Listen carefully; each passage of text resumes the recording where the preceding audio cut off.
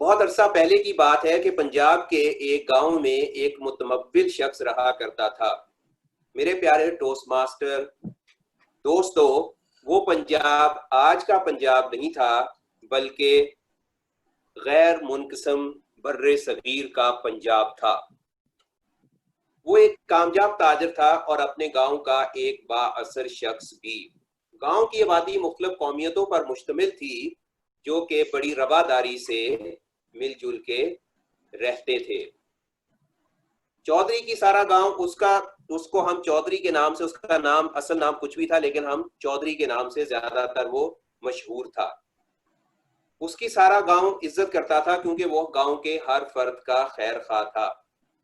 چودھری اپنی وفاشار شریک حیات اور اپنے 6 فرما بردار بیٹوں کے ساتھ اپنی قسمت پر نازاں تھا اور اپنے رب کا شکر گزار بھی۔ وہ ایک مثالی زندگی جی رہا تھا۔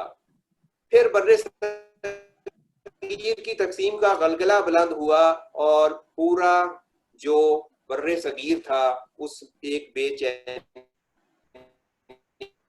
کی لپیٹ میں آ گیا۔ وہ فضائیں جو محبت اور رواداری سے معطر تھیں، وہ وہاں خوف اور خون کی گٹائیں چھانے لگی۔ ہجرت کا سلسلہ شروع ہو گیا اور لوگ ایک نئے ملک کی طرف عازم سفر ہونے لگے۔ چودھری کو بھی بارہا یہ مشورہ دیا گیا لیکن اس کا یہی جواب ہوتا، یہ میرے بزرگوں پرکھوں کی زمین ہے، میں اسے چھوڑ کے نہیں جا سکتا، جہاں کے سب لوگ میرے اپنے ہیں، مجھے کسی سے کوئی خطرہ نہیں۔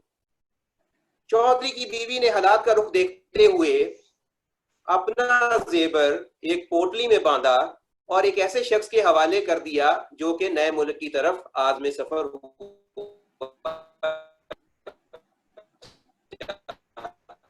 تھا، اس تاکید کے ساتھ کہ اگر تم بخیریت اپنی منزل پہ پہنچ جاؤ۔ کی بیوی کا خیال تھا کہ اگر کبھی انہیں حالات کی وجہ سے ہجرت کرنی پڑی تو یہ اثاثہ ان کے اس نئے ملک میں کام آئے گا۔ ایک دن چودھری اپنے گاؤں سے کسی کام سے باہر گیا اور شام کو واپسی پر ابھی گاؤں سے کچھ دور تھا کہ ایک شناسا نے اسے روک لیا اور کہا، چودھری اب گاؤں واپس جانے کا کوئی فائدہ نہیں، چلو ہم بھی نئے ملک کی طرف کوچ کر چلے۔ چودھری نے سوالیہ نظروں سے اس کی طرف دیکھا۔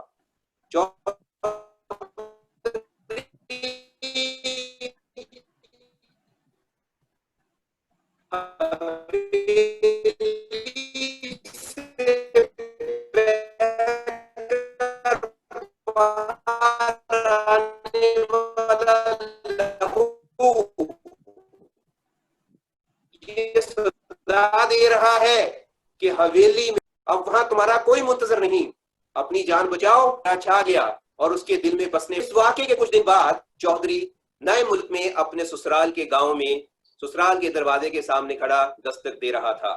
دروازہ چودھری کی ساس نے کھولا اور شاید اس وقت گھر کے تمام مرد روزمرہ کے کام کے لیے باہر دیکھا، اس کے پیچھے نظر ڈالی ہے، بچے کہاں ہیں؟ چودھری نے جواب دیا، ماں مجھے بھوک لگی ہے، مجھے روٹی دو۔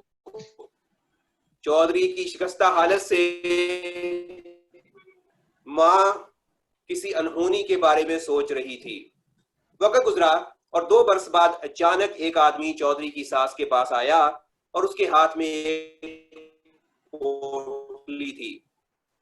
ماں نے سوالیہ نظروں سے اس کی جانب دیکھا تو اس نے کہا، ماں 2 سال پہلے یہ پوٹلی مجھے تمہاری بیٹی نے دی تھی، اللہ کا شکر ہے کہ میں بے خیریت پاکستان پہنچنے میں کامیاب ہو گیا۔ نئے ملک میں اس پوٹلی کو میں 2 سال اپنے ساتھ ساتھ لیے پھرا اور آگ و خون کے دریا سے گزر کر یہ پوٹلی بھی میرے ساتھ صحیح سلامت آ گئی اور آج میں خوش ہوں کہ یہ امانت آپ کے حوالے کر رہا ہوں۔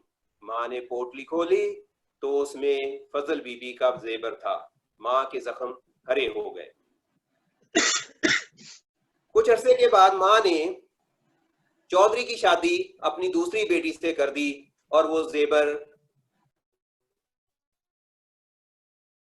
اپنی चौधरी की दुल्हन को दे दिया। वो जेबर अपने मालिक से महरूम हो चुका था, वो बेमसरफ पड़ा रहा है, उसका इस्तेमाल किया। चौधरी के उसी इसना में चौधरी ने एक नए गांव में, जो कि हिजरत करने वालों की पनाहगाह बना, अपना ठिकाना बना लिया। चौधरी के साथ एक शख्स और भी रहता था जिसका नाम शरफू था। वैसे तो वो चौधरी के घर के काम करता था, लेकिन घर का एक फर्द ही समझा जाता था, और वो भी चौधरी की तरह अपना खानदान लुटा चुका था। एक शाम चौधरी घर लौटा तो चौधरी की बीवी ने कहा, चौधरी, आज जब पड़ोस की औरत घर आई तो मैंने देखा कि उसने जो जेवर पहना हुआ था वो हमारे जेवरों से मिलता जुलता था। मेरा माथा ठनका, और जब मैंने जेवर का डब्बा खंगाला तो उसमें से आधा जेवर कम था। चौधरी ने बीवी की बात सुनी अनसुनी कर दी। जब चौधरी की बीवी ने बार बार पड़ोस की औरत को वो जेवर पहने हुए देखा, मुख्तलिफ गहने पहने हुए देखा, तो उसने फिर चौधरी से शिकायत की, लेकिन चौधरी टस से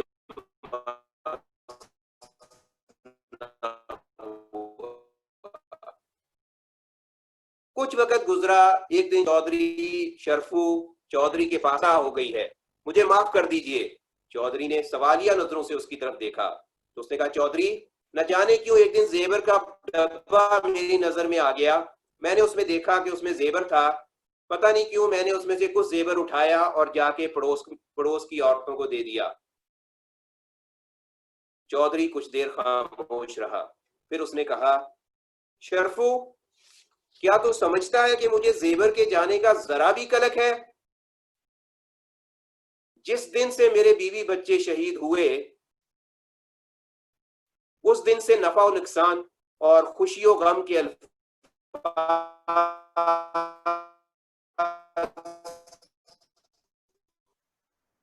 मेरी जिंदगी से निकल गए,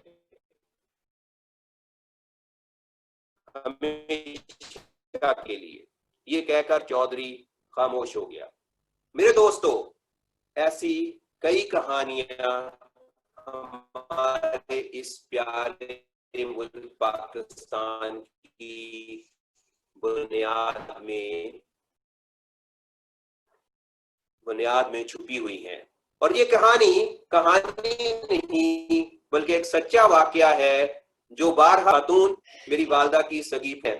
ये प्यारा मुल्क, ये बहुत कीमती है। यकीनन 14 अगस्त को हमें अपनी खुशियों का इजहार करने के लिए इसे झंडियों से भी सजाना चाहिए, लेकिन असल बात यह है कि हम अपने दिल को इसकी मोहब्बत से सजाएं और अपनी जिंदगी इसकी बेहतरी के लिए वक्फ करें। पाकिस्तान जिंदाबाद। मेजबान इजलास।